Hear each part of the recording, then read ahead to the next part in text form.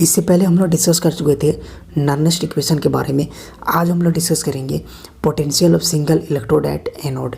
ठीक है, single electrode के लिए नर्नेस्ट इक्वेशन जो है वो कैसे लिखेंगे सिंगल इलेक्ट्रोड के लिए। ठीक है, मतलब किसी भी एक हाफ सेल में एक इलेक्ट्रोड होता है तो उसके लिए हम कैसे लिखेंगे। तो देखो इसके लिए क्या करो, सबसे पहले एक जनरल ऑक्सीडेशन रिएक्शन कंसिडर करो। ठीक है, एनोड में यहाँ पर क्या लिखा हुआ है, देखो यहाँ पर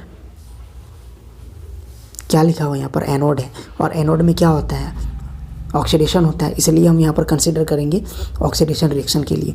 तो सपोज करो कि ये एक ऑक्सीडेशन रिएक्शन है। ठीक है, कोई मेटल है एम, ये एम एन प्लस से एन ई इलेक्ट्रॉन जो है वो लॉस कर रहा है। ठीक है, तो जहाँ इलेक्ट्रॉन लॉस होता है वही तो होता है ऑक्सीडेशन, तो ये ऑक्सीडेशन प्रोसेस हो गया। तब इसके लिए अगर हम अप्लाई करेंगे नर्नेस्ट इक्वेशन तो क्या हो जाएगा, क्या बन जाएगा, देखो अप्लाइंग नर्नेस्ट इक्वेशन तो क्या हो जाएगा, ई ऑक्स किस लिए, चूँकि ऑक्सीडेशन हो रहा है तो E ox is equal to E naught ox minus 0.0591 divided by n log base 10 और ऊपर में क्या हो जाएगा कंसंट्रेशन ऑफ प्रोडक्ट। तो प्रोडक्ट क्या हो जाएगा, ये एम एन प्लस ये प्रोडक्ट हो जाएगा divided by concentration of reactant. तो रिएक्टेंट में क्या हो जाएगा, ये सिर्फ एम हो जाएगा, यानी कि ये जो मेटल होगा वो, तो ये प्रोडक्ट हो गया और ये रिएक्टेंट हो गया। ठीक, उसके बाद देखो उसके बाद क्या है कि since the concentration of pure solid का और प्योर लिक्विड का जो कंसंट्रेशन होता है उसको हम लोग यूनिटी लेते हैं, मतलब यूनिट लेते हैं 1, उसका वैल्यू हम लोग 1 लेते हैं।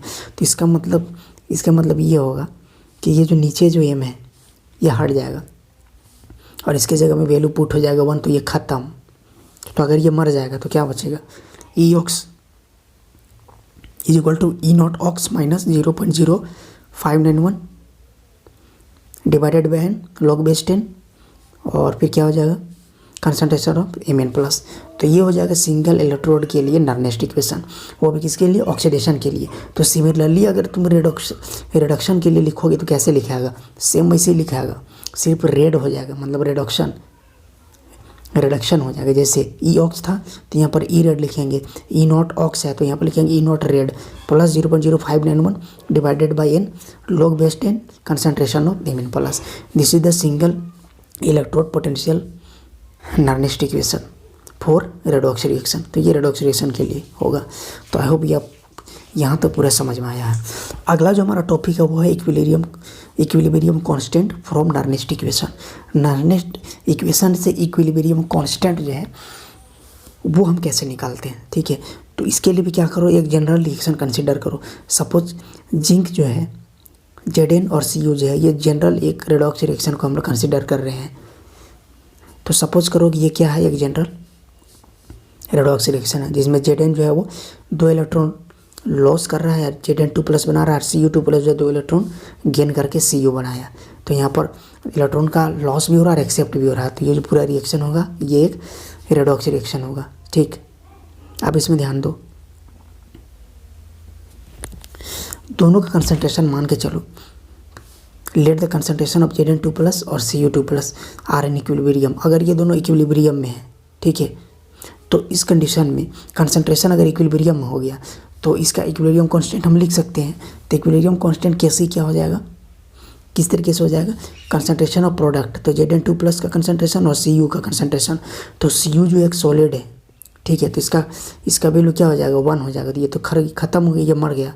ठीक है, तो divided by concentration of reactant. तो रिएक्टेंट में कौन कौन है, Zn है और Cu2 प्लस है। तो इसमें ध्यान दो, Zn तो एक सॉलिड है तो इसका तो कंसंट्रेशन 1 हो जाएगा, तो ये भी ख़त्म, ये भी मर गया। तो Cu2 प्लस सिर्फ बचा, तो Cu2 plus concentration of Cu2 plus. ठीक है, मतलब प्रोडक्ट में ये दोनों लिखा था ऊपर में, लेकिन ये तो Cu सॉलिड में इसलिए ये ख़त्म हो गया। और नीचे में भी लिखा था तो कंसंट्रेशन ऑफ Zn का भी लिखा था और इसका भी लिखा था। तो Zn जो है वो क्या है, सॉलिड है, तो इसका भी कंसंट्रेशन 1 हो जाएगा, तो ये भी ख़त्म हो जाएगा। तो नीचे में सिर्फ क्या बचेगा, Cu2 प्लस बचेगा कंसंट्रेशन टर्म। ठीक है, अब आगे बढ़ो।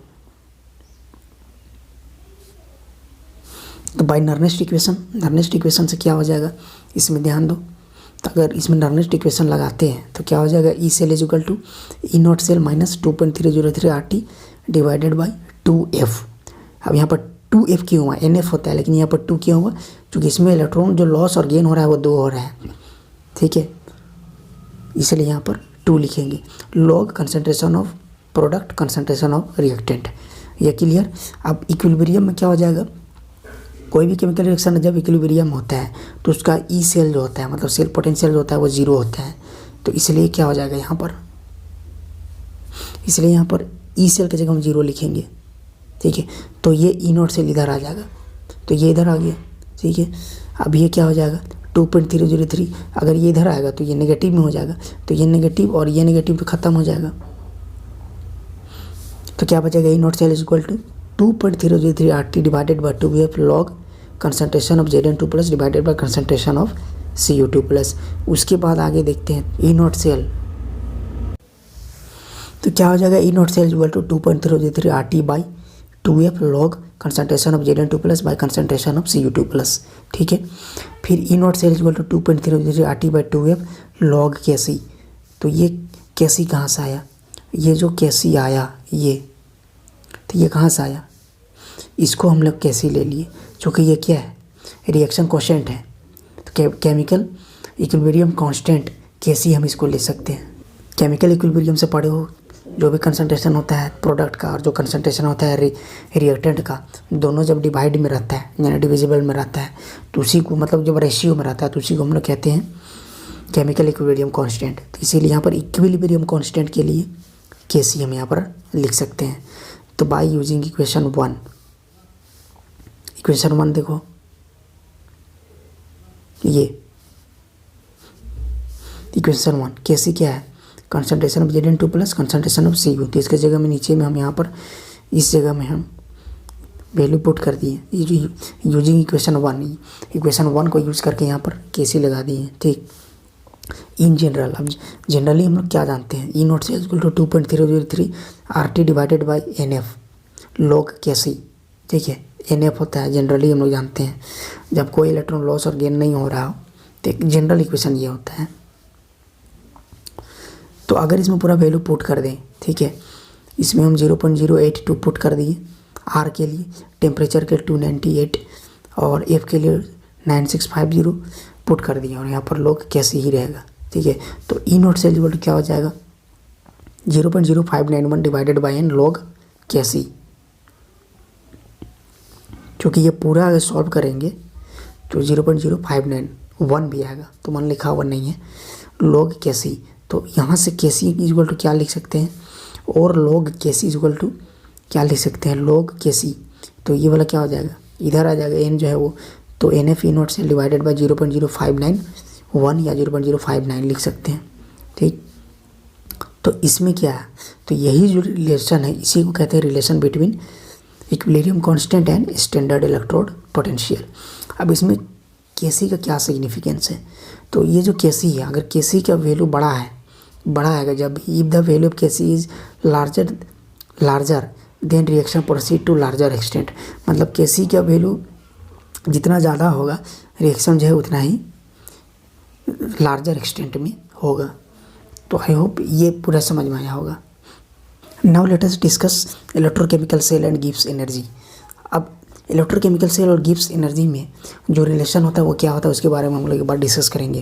हालांकि इससे पहले भी कुछ डिस्कस हो चुका है, लेकिन इस बार और अच्छे तरीके से इसको डिस्कस करेंगे। इलेक्ट्रोकेमिकल सेल और गिब्स, मतलब इलेक्ट्रोकेमिकल सेल में जो गिब्स एनर्जी होता है वो गिब्स एनर्जी कितना होता है इसके बारे में हम लोग इसमें डिस्कस करेंगे। तो देखो क्या होगा, सबसे पहले देखो ये क्या है, एक इलेक्ट्रोकेमिकल सेल है। तो ये इलेक्ट्रोकेमिकल सेल है, तो सपोज करो कि अगर इलेक्ट्रॉन यहाँ से इधर जा रहा है, लेफ्ट से राइट की ओर जा रहा है, स्पॉन्टेनियस फ्लो ऑफ इलेक्ट्रॉन होता है, लेफ्ट से राइट अगर जा रहा है इलेक्ट्रॉन, ठीक है। तो इलेक्ट्रॉन Zn से जिंक इलेक्ट्रोड निकल रहा है, तो मतलब जिंक इलेक्ट्रोड में क्या हो रहा है, ऑक्सीडेशन हो रहा है। तो एट एनोड हम क्या कहेंगे, Zn2+ +2 इलेक्ट्रॉन। तो इसको ऑक्सीडेशन के लिए ये वाला इक्वेशन लिखा है, this is the equation for the oxidation process. और यहाँ पर क्या कर रहा है, Cu इलेक्ट्रॉन को एक्सेप्ट कर रहा है, तो मतलब कॉपर इलेक्ट्रोड में क्या हो रहा है, रिडक्शन हो रहा है। तो रिडक्शन प्रोसेस के लिए जो इक्वेशन लिखाएगा वो क्या लिखाएगा, Cu2+ +2 इलेक्ट्रॉन Cu। चूँकि Cu2+ यानी Cu कॉपर आयन जो है वो 2 इलेक्ट्रॉन एक्सेप्ट करके कॉपर बना रहा है, ठीक है। तो ये कैथोड के लिए होगा, ये एनोड के लिए होगा। तो हम लोग जानते हैं लेफ्ट साइड में क्या होता है, एनोड होता है और एनोड में ऑक्सीडेशन होता है, याद होगा LOAN, ठीक है, LOAN जो होता है उसके द्वारा पता होगा, ठीक है, ये पीछे बताया जा चुका है, ठीक है। अब इसमें ध्यान दो, देखो यहाँ पर इलेक्ट्रॉन जो है वो फ्लो हो रहा है, लेफ्ट से राइट में जा रहा है, फ्लो और इलेक्ट्रॉन ये ऑटोमेटिक हो रहा है, स्पॉन्टेनियस खुद ब खुद हो रहा है। तो यानी कि जब इलेक्ट्रॉन यहाँ से निकल के यहाँ जा रहा है, ठीक है, जब इलेक्ट्रॉन निकल के यहाँ से यहाँ जा रहा है, ठीक है, तो कुछ वर्क करना पड़ रहा है। तो वो जो वर्क करना पड़ रहा है वो किसके द्वारा करना पड़ रहा है, तो वो करना पड़ रहा है सिस्टम के द्वारा। और जब वर्क सिस्टम के द्वारा होता है तो जो वर्क होता है वो नेगेटिव होता है। ये हम लोग कहाँ से जानते हैं, बाय द थर्मोडायनेमिक्स। तो इसमें जो इलेक्ट्रिकल वर्क होगा वो कितना हो जाएगा, इलेक्ट्रिकल वर्क नेगेटिव में होगा और वो कितना हो जाएगा, चार्ज इंटू पोटेंशियल डिफरेंस। इससे पहले भी ये चीज़ आया है। तो -W is equal to Q into E cell, potential difference इसमें जो हो जाएगा वो कितना हो जाएगा, ई सेल होगा, यानी सेल पोटेंशियल होगा, ठीक है। अब यहाँ पर देखो Q is equal to N into F होता है, कहाँ से आया, इससे पहले भी बताया जा चुका है। तो एक मोल पर इलेक्ट्रॉन का चार्ज कितना होता है, 96500 होता है, जिसको हम 1F भी बोलते हैं। तो N मोल पर इलेक्ट्रॉन पर चार्ज कितना हो जाएगा, NF हो जाएगा। तो उस कंडीशन में हम क्या करेंगे, Q के लिए क्या लिख सकते हैं, NF लिख सकते हैं। तो -W इज इक्वल टू क्या हो जाएगा, Q के जगह में पुट करो NF, तो NF ई सेल हो जाएगा, ठीक। फिर -W इज इक्वल टू क्या हो जाएगा, 2 इंटू 96500 इंटू ई सेल। ये 2 कहाँ से आया, चूँकि 2 इलेक्ट्रॉन जो है वो ट्रांसफ़र हो रहा है एक सेल से दूसरे सेल में, और F का वैल्यू लगा दिए 96500 और ई सेल हो गया। तो यहाँ पर मैक्सिमम वर्क डन कितना हो जाएगा, -2 96500 into E cell, this is the maximum work done, ठीक। आगे देखो इक्विलिब्रियम में क्या हो जाएगा, एट इक्विलिब्रियम हम लोग क्या जानते हैं, कोई भी रिएक्शन जब इक्विलिब्रियम हो रहा है, जब दोनों साइड ना इलेक्ट्रॉन ट्रांसफ़र हो रहा है ना इलेक्ट्रॉन गेन किया जा रहा है, ठीक है। तो उस कंडीशन में क्या हो जाता है, जो भी सेल पोटेंशियल होता है वो 0 हो जाता है, ठीक है। ये पहले भी बताया जा चुका है।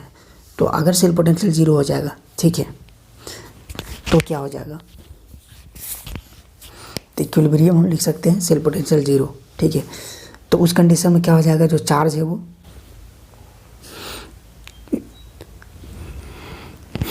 when flow of charge take place oppositely then potential difference will be maximum, ठीक है।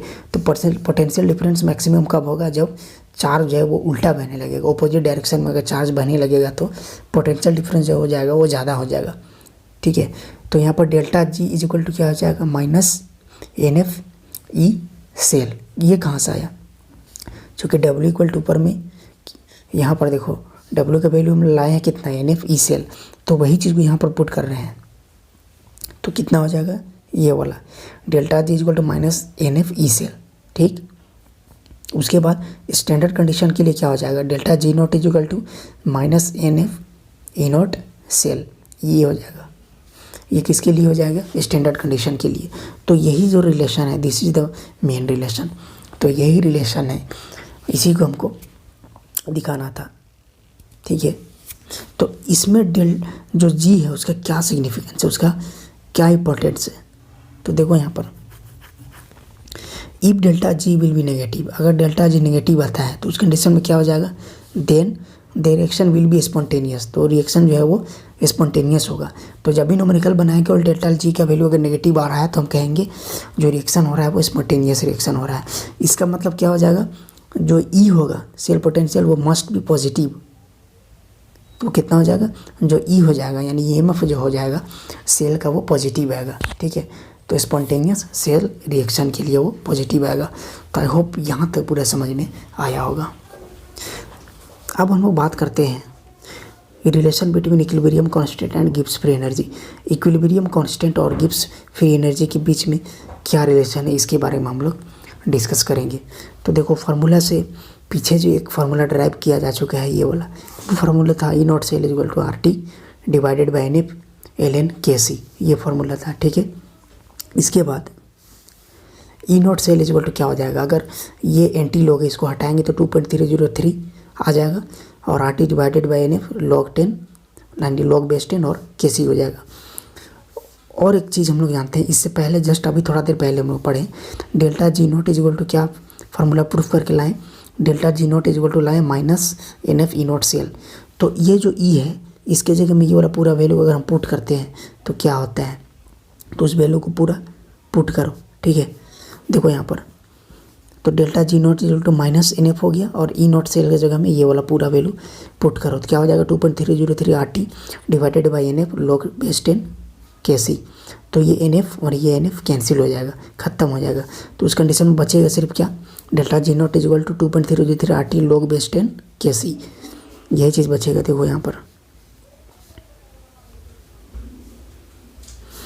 तो delta G naught equal to minus 2.303 R T log base 10 K C, delta G naught is equal to minus R T L N K C. तो अगर ये 2.303 को हटा देंगे तो लॉग बेस 10 खत्म हो जाएगा और इसके जगह में एंटी लॉग आ जाएगा। तो delta G naught is equal to minus R T L N K C. So this is the relation between Gibbs free energy and equilibrium constant.